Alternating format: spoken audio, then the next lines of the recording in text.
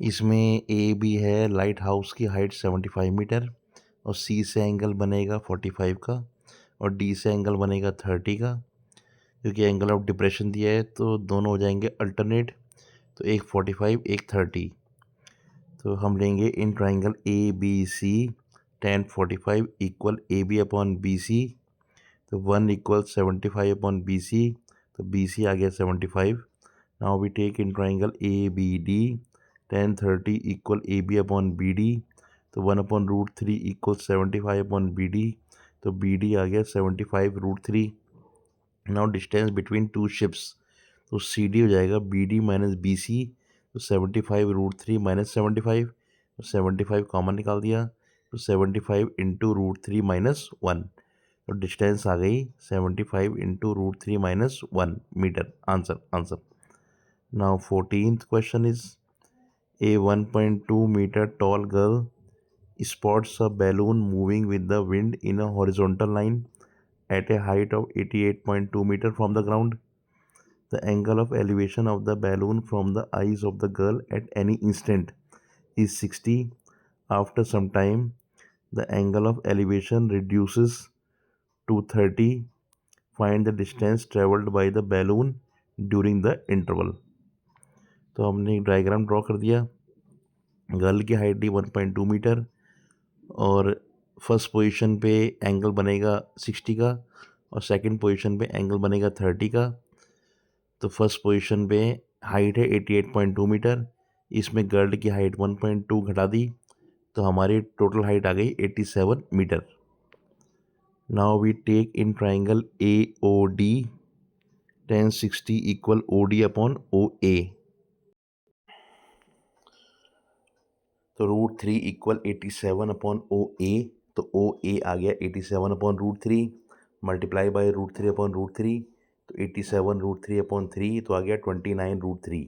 Now we take in triangle A B C tan 30 equal B C upon A B, तो 1 upon root 3 equal 87 upon A B, तो A B आ गया 87 root 3।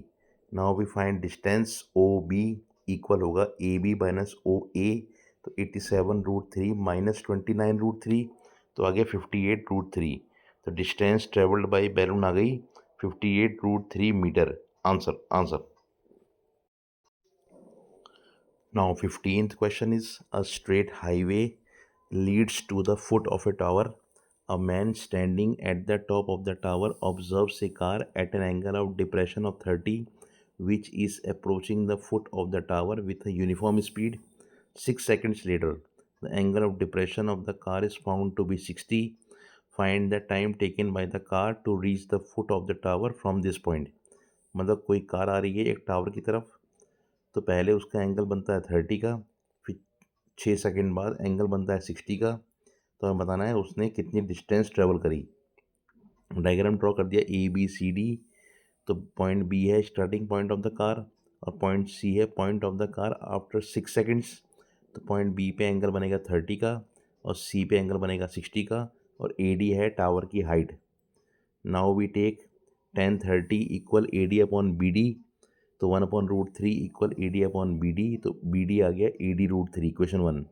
Now we take in triangle A C D tan 60 equal A D upon C D, तो root 3 equal आ गया A D upon C D, तो A D आ गया C D root 3, question number 2।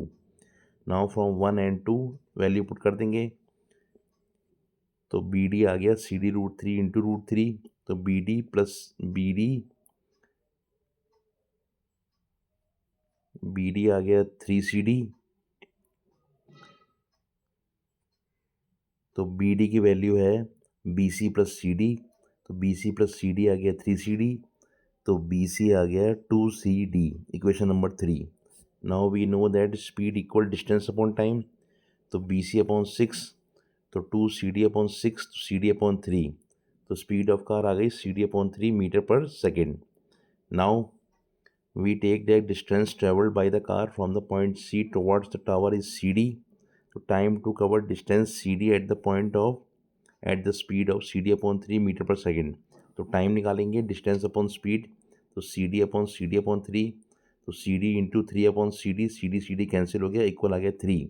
तो time taken by the car to reach the foot of the tower from the point C is 3 seconds. Answer.